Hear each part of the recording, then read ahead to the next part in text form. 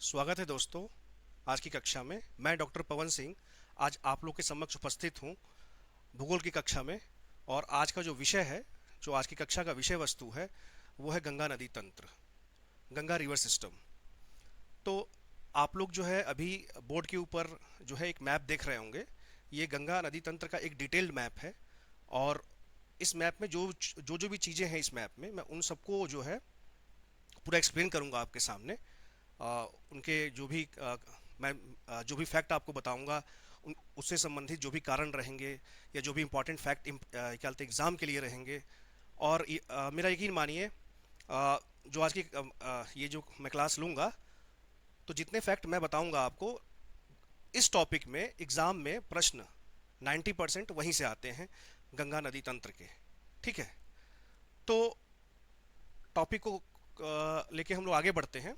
और सबसे पहले गंगा नदी के ऊपर जितने भी इंपॉर्टेंट फैक्ट्स हैं, जो भी महत्वपूर्ण तथ्य हैं, वो मैं आपको जो है बोर्ड के साइड में बता दूंगा। तो उसको आप लोग राइट डाउन कर लीजिएगा, ठीक है, ताकि बाद में आपके वो परीक्षा के लिए काम आए। तो पहला फैक्ट यही है कि गंगा नदी के तंत्र का या गंगा नदी का उद्गम कहाँ से होता है। तो गंगा नदी का उद्गम जो है ये गंगोत्री या गोमुख से होता है, जो कि भारत के उत्तराखंड राज्य में स्थित है। और अगर ये पूछा जाए, जैसे बहुत सारे बच्चे तो ये याद कर लेते हैं कि गंगा नदी का उद्गम कहाँ से होता है, लेकिन कभी कभी एग्जाम में पूछ देगा कि जहाँ से गंगा नदी का उद्गम होता है वो उत्तराखंड के किस जिले में स्थित है। मतलब the source of origin of river Ganga is situated in which district of Uttarakhand. तो हमारा उत्तर है इसका उत्तरकाशी जिला। तो इस पॉइंट को भी नोट कर लीजिएगा। जो बच्चे मतलब इसको नहीं पढ़ते हैं, खाली बस वो लोग गोमुख या गंगोत्री याद करते हैं, तो ये जो गोमुख या गंगोत्री है, ये उत्तराखंड के उत्तरकाशी जिले में है। ठीक है, ये पहला फैक्ट था। अगला फैक्ट है कि गंगा नदी की लंबाई कितनी है। तो मेरे प्यारे बच्चों, गंगा नदी की लंबाई जो है वो है 2525। लेकिन परीक्षा के लिए आपको ऐसे 2525 नहीं याद करना है, आपको याद करना है 25-25। ठीक है, शॉर्टकट में याद करना है, ठीक है ना। 25-25, तो 25-25 करके अगर आप याद करेंगे तो आपको ये जल्दी याद होगा परीक्षा के लिए। अगला जो फैक्ट है गंगा नदी का, और खाली देखते मत रहिए, उसको लिखते भी रहिएगा। अगला जो फैक्ट है वो ये फैक्ट है कि जो गंगा नदी तंत्र है ये भारत का सबसे बड़ा नदी तंत्र है, मतलब कि largest river system of India.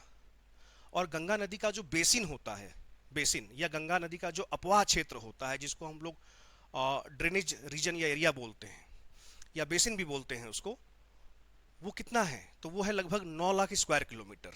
अगर हम बात करें कि ये भारत के भौगोलिक क्षेत्रफल का कितना है, तो ये भारत के कुल भौगोलिक क्षेत्रफल का 26.7% है। गंगा का जो बेसिन है या गंगा का जो अपवाह क्षेत्र है, ये भारत के कुल भौगोलिक क्षेत्रफल का, मतलब total geographical area of India का ये 26.7% है। ठीक है, तो ये फैक्ट भी आप लोग राइट डाउन कर सकते हैं कॉपी में, ठीक है ना। अच्छा, तो ये कुछ फैक्ट थे जो मैंने आपको बताए। अब जो हम बात करेंगे यहाँ पर, हम लोग यहाँ से बात करेंगे, जो आपको मैप दिखाई दे रहा है, ठीक है। और बाकी चीज़ तो आपको पता ही होगी कि गंगा नदी को भारत की जीवन रेखा कहा जाता है। क्यों कहा जाता है? क्योंकि भारत की अधिकांश आबादी अपने जल के लिए गंगा नदी पर ही निर्भर है। ठीक है, और गंगा नदी हमारे लिए इसलिए भी कहते महत्वपूर्ण है क्योंकि इसके धार्मिक और सांस्कृतिक कारण हैं। ठीक है, चलिए अब हम यहाँ से देखें मैंने यहाँ पे आपको मैप दिख रहा होगा, देवप्रयाग। ठीक है, तो जहाँ से गंगा नदी निकलती है इसका नाम गंगा नहीं होता। तो ये नदी देवप्रयाग में आके, जब इस पे दो नदियां आके मिलती हैं, वो नदी कौन सी है मेरे प्यारे बच्चों? तो वो दो नदियां हैं, एक है अलकनंदा और दूसरी है भागीरथी। ठीक है, तो भागीरथी और अलकनंदा, ऐसे भागीरथी और अलकनंदा जब यहाँ मिलेंगी आकर देवप्रयाग पे, तो इसका नाम पड़ेगा गंगा नदी। तो ये याद रखिएगा, एग्जाम में पूछता है।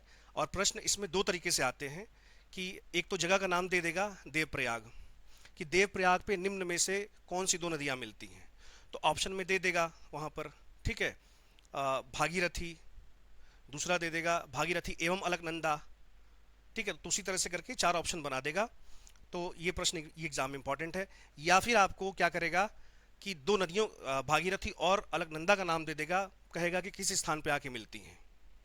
और जो ऑप्शन रहेंगे उन सारे ऑप्शन में प्रयाग जो है नाम के साथ लगा रहेगा। जैसे देवप्रयाग, नंदप्रयाग, कर्णप्रयाग, विष्णुप्रयाग। अधिकतर एग्जाम में यही ऑप्शन रहता है, क्योंकि ताकि जो है बच्चे जो है कंफ्यूज हो जाएं। तो याद रखिएगा देवप्रयाग पर। और इसको याद करने का मैं एक तरीका बता देता हूं जो ऑफ द ट्रैक है, हो सकता है आपको अच्छा भी लगे। गंगा, गंगा की जब हम बात करते हैं, गंगा को जब हम बोलते हैं तो ये साउंड करता है स्त्रीलिंग की तरह, गंगा। और यहां पर ये जगह है देव, तो गंगा माने देवी, और देवी का मिलन हुआ किससे? भागीरथी से। कहां पर? देवप्रयाग पर। तो ये भी एक तरीका है याद करने का इसको। ठीक है, तो इससे चीजें थोड़ी सी आसान हो जाती हैं। जहां जहां ट्रिक्स लगते हैं, चाहे वो किसी भी वर्ड से लगते हों, किसी भी गाने से लगते हों, किसी शब्द से लगते हों, या जो आप लोग स्लैंग बनाते हैं उससे बनते हो, तो उसको भी आपको याद कर लेना है, उसको भी यहाँ पे इंप्लीमेंट कर लेना है चीजों को याद करने के लिए, क्योंकि GS is the full of fact. अच्छा, अब हम लोग आगे बढ़े, और हमने ये तो देखा कि इसका नाम जो है कहां पर पड़ा? गंगा। उसके बाद क्या होता है कि गंगा नदी आगे बढ़ती है देवप्रयाग से और हरिद्वार से होती हुई। अब यहाँ पे आ रहा है पॉइंट हरिद्वार। तो हरिद्वार की हम बात करें तो एग्जाम में मेरे प्यारे बच्चों एक प्रश्न पूछता है कि गंगा नदी का प्रवेश मैदानी भाग में कहाँ से होता है, या किस क्षेत्र के आगे या किस जगह के आगे गंगा नदी जो है वो मैदानी भाग में प्रवेश करती है या प्लेन रीजन में इंटर करती है। तो योर आंसर इज हरिद्वार। तो आपका उत्तर क्या होगा? हरिद्वार होगा, कि गंगा नदी हरिद्वार के आगे मैदानी भाग में प्रवेश करती है। ये तो बट ऑब्वियस है, क्योंकि ये हरिद्वार उत्तराखंड में है, पूरा पहाड़ी क्षेत्र है। तो थोड़ा सा आप लोग कॉमन सेंस भी लगा सकते हैं इस प्रश्न को। अच्छा, अब गंगा नदी जो है हरिद्वार से आगे बढ़ी, हरिद्वार से आगे बढ़ी, तो अब ये ऑब्वियस सी बात है, जाहिर सी बात है कि ये कहाँ इंटर करेगी, ये कहाँ प्रवेश करेगी? तो ये उत्तर प्रदेश में प्रवेश करेगी। तो एक प्रश्न मेरे प्यारे बच्चों एग्जाम में यहाँ भी आता है कि वो उत्तर प्रदेश का कौन सा जिला है जहाँ जो गंगा जो है पहली बार प्रवेश करती है? उत्तर मतलब किस जिले में, यूपी के किस जिले में या उत्तर प्रदेश के किस जिले में गंगा नदी प्रथम बार प्रवेश करती है? तो वो जिला है बिजनौर। ठीक है, तो इसको भी राइट डाउन कर लीजिएगा आप लोग। ठीक है, सुनते मत रहिए, उसको लिखते भी रहिए कॉपी पे लेके। अच्छा ठीक है, उसके बाद देखें, अब हम बात करें कन्नौज। ठीक है, तो यहाँ पे आप मैप में देख रहे होंगे, नक्शे में कन्नौज देख रहे होंगे। तो एक नदी है जिसका नाम है रामगंगा।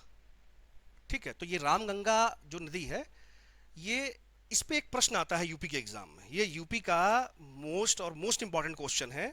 ठीक है, ये दो प्रश्न बड़े इंपॉर्टेंट थे कि पहला जिला जहाँ पे गंगा नदी प्रवेश करती है यूपी में, जो मैंने अभी बताया आपको। अगला पॉइंट ये वाला है कि उत्तर प्रदेश में जब गंगा नदी प्रवेश करती है तो सबसे पहली सहायक नदी कौन सी है गंगा की? When the river Ganga enters into UP, it's first tributary river, the name is Ramganga. अब रामगंगा नदी निकलती कहाँ से है मेरे प्यारे बच्चों? यहाँ तो लिखा नहीं हुआ, लेकिन मैं आपको बता देता हूँ ये कहाँ से निकलती है। तो ये उत्तराखंड का जो गढ़वाल पहाड़ी का क्षेत्र है, ये वहाँ से निकलती है। ठीक है, जो कि चमोली और जो है पौड़ी गढ़वाल के पास में स्थित है, वहाँ से निकलती है उत्तराखंड के गढ़वाल पहाड़ी से। तो ये उत्तर प्रदेश में गंगा की पहली सहायक नदी है। और ये गंगा से किस स्थान पे मिलती है? तो ये गंगा से कन्नौज नामक स्थान पे मिलती है। तो ये याद रखिएगा मेरे प्यारे बच्चों। और कन्नौज का भी एक प्रश्न आता है एग्जाम में, कोई बता सकता है क्या? अगर किसी को पता होगा तो वो कमेंट में जो है उसको जरूर मेंशन करिएगा। तो बच्चों, आपने सुना होगा इत्र नगरी, तो कन्नौज को क्या कहा जाता है यूपी का? इत्र नगरी। तो ये याद रखिएगा। ठीक है, इत्र तो पता ही होगा आप लोग, क्योंकि आजकल तो जमाना डीओ का है, तो इत्र किसको मालूम। लेकिन इत्र जो है कहाँ पे होता है? वो यूपी में, वो कन्नौज में होता है। अब हम लोग आगे बढ़ते हैं। फिर आगे जो है गंगा नदी जो है प्रवेश करती है कहाँ पे? आती कहाँ पर है? प्रयागराज में। अब प्रयागराज में इससे मिलती है यमुना नदी, जो आप नक्शे में यहाँ मैप में यहाँ देख रहे होंगे। अब मैं यमुना नदी के बारे में कुछ बेसिक्स फैक्ट बता देता हूँ, जैसे मैंने गंगा नदी के बारे में बताया था क्लास के शुरुआत में। तो यमुना नदी, पहला फैक्ट तो ये है कि ये गंगा की सबसे बड़ी सहायक नदी है और गंगा की सबसे पश्चिमी सहायक नदी है। ये दो फैक्ट याद रखिएगा, गंगा की सबसे बड़ी सहायक नदी और गंगा की सबसे पश्चिमी सहायक नदी। और इसकी कुल लंबाई कितनी है? तो मेरे प्यारे बच्चों, इसकी कुल लंबाई है 1370 किलोमीटर। ये जरूर से याद रखिएगा। उसके बाद अब यमुना नदी निकलती कहाँ से है? तो यमुना नदी जो है यमुनोत्री नामक स्थान पर निकलती है और ये यमुनोत्री कहाँ पर है? तो उत्तराखंड में एक ग्लेशियर है जिसको हम लोग बंदर पूछ कहते हैं। और ये उत्तराखंड के किस जिले में है? तो ये उत्तराखंड के टिहरी गढ़वाल जिले में है।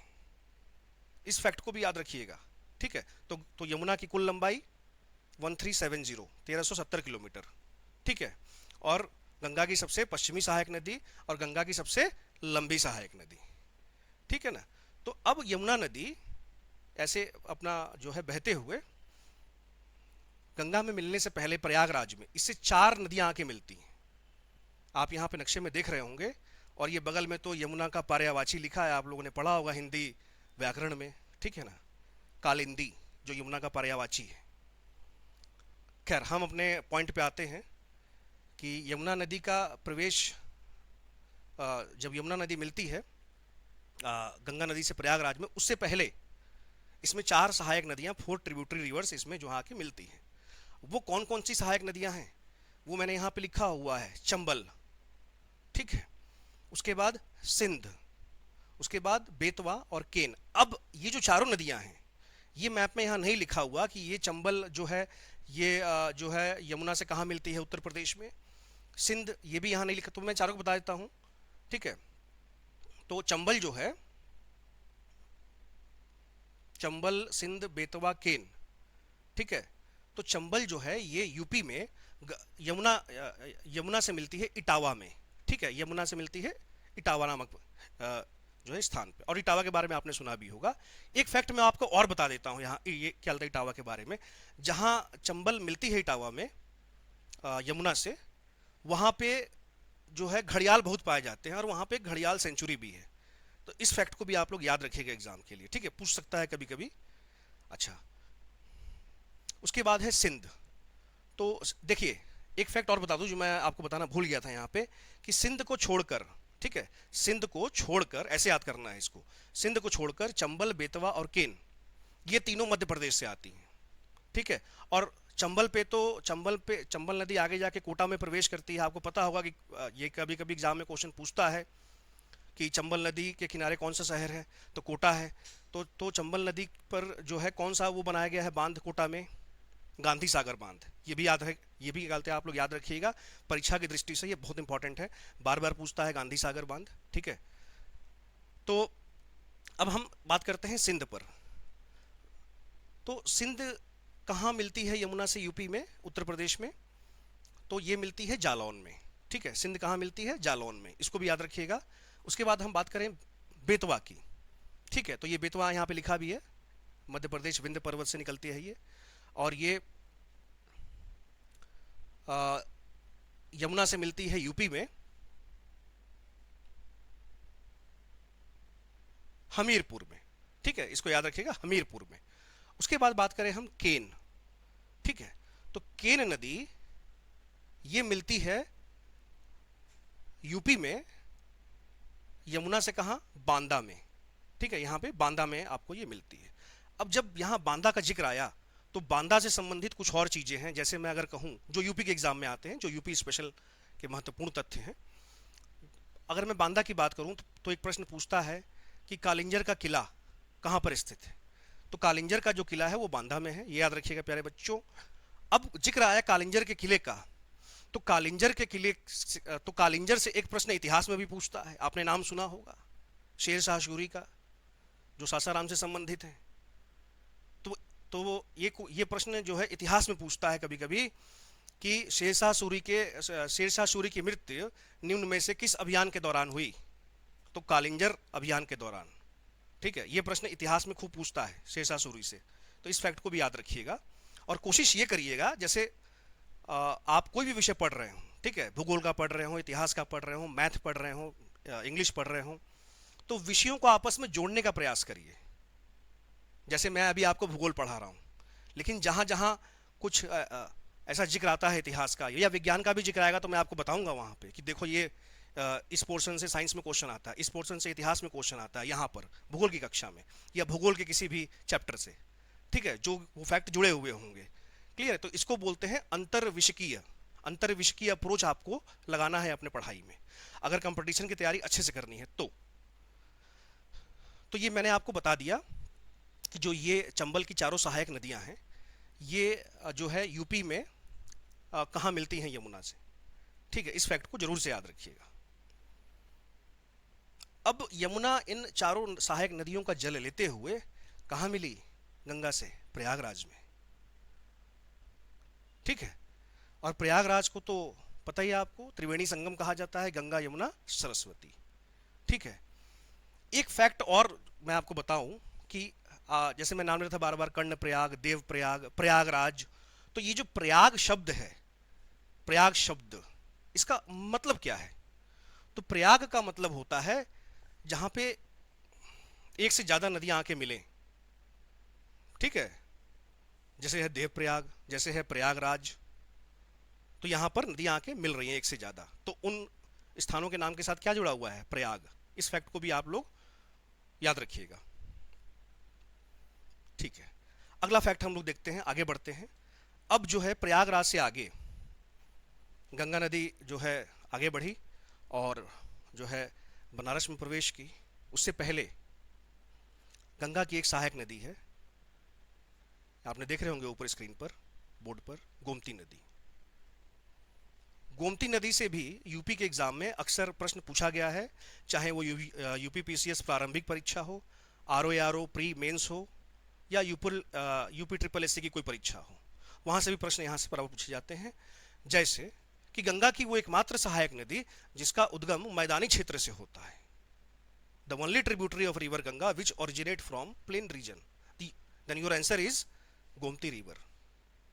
अब हम बात करें कि गोमती नदी का उद्गम कहां से होता है, तो गोमती नदी का उद्गम उत्तर प्रदेश के पीलीभीत जिले से, पीलीभीत यहां लिखा भी हुआ है बोर्ड पर, गोमती नदी का उद्गम उत्तर प्रदेश के पीलीभीत जिले से गोमतताल या फुलहर झील से होता है। ठीक है, गोमतताल भी कहते हैं और उसको फुलहर झील भी कहते हैं। और फुलहर झील से भी एक प्रश्न एग्जाम में ये पूछ देगा कि फुलहर झील निम्न में से किस राज्य में स्थित है। ये बराबर प्रश्न आया हुआ यूपी के एग्जाम में, आप लोग देखिए प्रीवियस उठा के पेपर, विगत वर्षों का आप एक दिवसीय परीक्षाओं का यूपी के आप प्रीवियस कैलते उठा के देखिए, आपको प्रश्न मिलेगा इसका। ठीक है, तो ये गोमती नदी ये गंगा में कहा मिली? गाजीपुर। ठीक है, गाजीपुर के पास ये जो है गंगा नदी में मिल गई गोमती नदी। अब थोड़ा सा और प्यारे बच्चों आगे बढ़ें, तो ये एक नदी है घाघरा। ठीक है, तो ये जो है मापचा चुंगो नामक स्थान वहां से निकलती है, और ये दो नदियां काली, ठीक है, और कर्णाली, ये मिलके घाघरा नदी बनी। और घाघरा नदी ये कहाँ मिलती है गंगा से? छपरा पे। ठीक है, याद रखिएगा। अब हम बात करें, यहां आपको पटना दिख रहा होगा, ठीक है, यहां पे आपको पटना दिख रहा होगा, ठीक है ना। तो पटना के पास ये देखिए नीचे लिखा है सोन नदी, और सोन नदी की बात करें हम, तो सोन नदी कहां से निकलती है? तो सोन नदी निकलती है अमरकंटक पठार से, अमरकंटक प्लेटू से। यह प्रश्न बहुत बार पूछा जाता है। और सोन नदी को सोन क्यों कहा जाता है? पता है किसी को? अगर पता है तो कमेंट में इसको जरूर लिखिएगा। मैं खैर ऐसे आपको बता देता हूं, क्योंकि आप कमेंट में तो लिखेंगे नहीं, ये मुझे पता है, तो मैं आपको बता ही देता हूं। सोन नदी को सोन इसलिए कहा जाता है क्योंकि ऐसा माना जाता है कि सोन नदी में सोने के कण पाए जाते हैं, ट्रेसेस ऑफ गोल्ड जो है इसमें पाए जाते हैं, इसलिए इसका नाम पड़ा सोन नदी। ठीक है, तो ये प्रश्न बराबर पूछता है एग्जाम में कि अमरकंटक पठार से निम्न में से कौन सी नदी निकलती है। ठीक है, और जब ये प्रश्न एग्जाम में आता है तो अक्सर उत्तर आपका रहता है नर्मदा नदी। नर्मदा से क्वेश्चन बहुत ज्यादा पूछता है कि नर्मदा नदी जो है किस स्थान से निकलती है। सोन का इसमें कम प्रश्न पूछता है, नर्मदा का ज्यादा पूछता है। ठीक है, तो इस चीज को याद रखिएगा। तो सोन नदी ये मिलती है कहां पर गंगा से? पटना के पास। क्लियर हुआ? पटना के पास। आगे हम बात करें गंगा नदी तंत्र में, तो हम देखें यहां पर ये ऊपर से एक नदी आ रही है जिसका नाम है गंडक नदी, और गंडक नदी को नेपाल में नारायणी नदी के नाम से भी जाना जाता है। प्यारे बच्चों, ये प्रश्न भी बराबर पूछा गया है बिहार के एग्जाम में, और यूपी के एग्जाम में भी आया, और जर्नल कंपटीशन में भी आया हुआ है कि निम्नलिखित में से किस नदी को नारायणी नदी के नाम से जाना जाता है? तो किसको? गंडक नदी को। ये जरूर याद रखिएगा। अब गंडक नदी गंगा से कहाँ मिलती है? सोनपुर में। ठीक है, सोनपुर में मिलती है। और सोनपुर क्यों क्यों प्रसिद्ध है? कोई बता सकता है क्या सोनपुर क्यों प्रसिद्ध है? कमेंट में इसको भी लिखिए, अगर आपको पता है तो कमेंट कर दीजिएगा। ठीक है, वैसे कमेंट तो करते नहीं है आप लोग, है कि नहीं? खैर, तो मैं तो बता ही देता हूं। तो सोनपुर क्या बोलते इसलिए प्रसिद्ध है क्योंकि यहां पर पशु मेला लगता है। ऐसा माना जाता है कि एशिया का सबसे बड़ा पशु मेला है। और एक फैक्ट आपको और बता दूं जो इतिहास से संबंधित है। इस बात के सबूत हैं, प्रूफ हैं कि जो मुगल शासक थे तो वो अपनी सेना के लिए घोड़े, हाथी और जो भी जानवर उनको चाहिए थे वो सोनपुर मेले से ही लेके आते थे। और सोनपुर मेला ये बिहार के किस जिले में है? तो ये बिहार के हाजीपुर डिस्ट्रिक्ट में है, हाजीपुर जिले में है। ठीक है प्यारे बच्चों, चलिए इतना हमने इंपॉर्टेंट देख लिया फैक्ट। अब गंगा नदी आगे बढ़ी और आपको यहां दिख रहा होगा कोसी। तो कोसी नदी जो है, जो गंगा की सहायक है, ये गंगा से कहां मिली? तो आपको दिख रहा होगा प्यारे बच्चों कुर्सेला। अब कुर्सेला तो बहुत छोटी सी जगह है, लेकिन ये बिहार के किस जिले में है? तो ये बिहार के भागलपुर जिले में है। और भागलपुर में बिहार का प्रसिद्ध सिल्क उद्योग भी है। इसको भी याद रखिएगा, बिहार के एग्जाम में खूब पूछता है प्रश्न। ठीक है। अब कोसी नदी पे एक प्रश्न तो बहुत पूछता है कि निम्न में से किस नदी को बिहार का शोक कहा जाता है? Which of the following river is known as sorrow of Bihar? तो योर आंसर इज कोसी। तो आपका उत्तर क्या होगा? कोसी नदी। और कोसी नदी को बिहार का शोक क्यों कहा जाता है? कोई बता सकता है क्या कि कोसी नदी को बिहार का शोक क्यों कहा जाता है? क्योंकि कोसी नदी अपना मार्ग परिवर्तन करती है, ये अपना कोर्स जो है बार बार चेंज करते रहती है, इसीलिए इसको कहा जाता है बिहार का शोक। और हर साल मानसून के समय उत्तरी बिहार के कम से कम 18 जिले उत्तरी बिहार के, जो मतलब कि बिहार के उत्तरी क्षेत्र में है, बाढ़ से प्रभावित रहते हैं इसकी वजह से। ठीक है। तो ये अगर हम जिले की बात करें तो ये मिलती है गंगा से भागलपुर में। और भागलपुर में बिहार का कौन सा उद्योग है? रेशम उद्योग। प्यारे बच्चों आगे बढ़ते हैं। अगला है महानदी। आपको दिख रहा होगा, महानदी का नाम तो सुना ही होगा आप लोगों ने। तो महानदी जो है ये कहां से निकलती है? तो महानदी निकलती है कहां से? आपके प्यारे हिल स्टेशन दार्जिलिंग से, है कि नहीं? अब दार्जिलिंग का नाम तो जानते ही होंगे आप लोग, है ना, क्योंकि हिल स्टेशन है दार्जिलिंग, तो ऐसा तो याद ही रहेगा। तो कम से कम ऐसे भी याद कर लो। तो महानदी निकलती है दार्जिलिंग पहाड़ी से। क्लियर हुआ?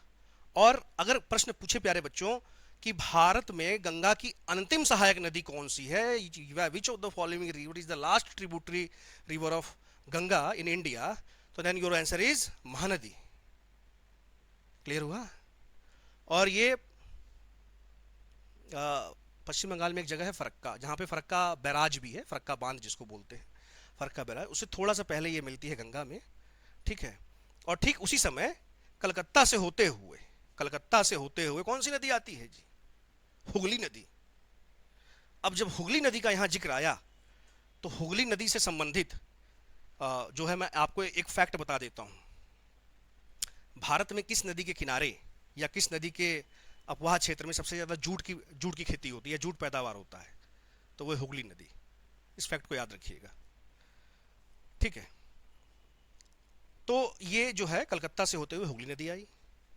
उसके बाद फरक्का नामक स्थान के आगे गंगा किस देश में प्रवेश की? पश्चिम बंगाल के फरक्का नामक स्थान से गंगा प्रवेश की बांग्लादेश में। और बांग्लादेश में गंगा का नाम क्या पड़ा? बताइए प्यारे बच्चों। बांग्लादेश में गंगा का नाम क्या पड़ा?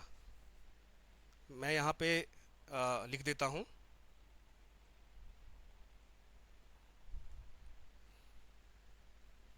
पद्मा। क्या पढ़ा? पद्मा। और ये प्रश्न भी खूब पूछता है एग्जाम में कि गंगा नदी को बांग्लादेश में किस नाम से जाना जाता है? पद्मा। ब्रह्मपुत्र नदी को बांग्लादेश में किस नाम से जाना जाता है? जमुना। ये आपको याद रखना है, ये एग्जाम के लिए बहुत इंपॉर्टेंट है। ठीक है। तो ये हमने कुछ फैक्ट देखे गंगा नदी तंत्र से संबंधित जो एग्जाम के लिए आपके इंपॉर्टेंट है। ठीक है। अगर मैं बात करूं कि गंडक नदी कहाँ से निकलती है, हो सकता है मैं आपको बताना उसमें भूल गया हूँ फ्लो में। ठीक है, तो गंडक नदी जो है मैं अभी इसको बता देता हूँ। गंडक नदी जो है ये नेपाल हिमालय से निकलती है, और कोसी जो है ये एवरेस्ट के उत्तर में नेपाल से निकलती है। माउंट एवरेस्ट जो है उसके उत्तर में नेपाल से निकलती है, और ये कुर्सेला नामक जगह जो कि बिहार के भागलपुर में है, वहां पे गंगा नदी से मिलती है। ठीक है, तो ये सारे प्रश्न ये हो गए। और गंगा नदी का जो एक फैक्ट है कि गंगा को राष्ट्रीय नदी का दर्जा कब दिया गया, ये प्रश्न भी पूछा जा सकता है एग्जाम में। तो ये गंगा नदी को राष्ट्रीय नदी का जो दर्जा है ये 2008 में दिया गया। ठीक है, इस प्रश्न को याद रखिएगा। ठीक है, तो प्यारे बच्चों, ये आज की क्लास थी गंगा नदी। आशा करता हूँ कि जल्दी ही कोई अन्य महत्वपूर्ण विषय पर भी मैं एक क्लास लेके आऊँ आपके सामने। ठीक है, और आपकी डिमांड रहेगी तो, और ना रहेगी तो भी मैं प्रयास करूँगा कि मैं अगली जो है एक क्लास और लूँ यहाँ पे आके आपके लिए। ठीक है, और कमेंट में बोल दीजिएगा ये दिल मांगे मोर। नमस्कार।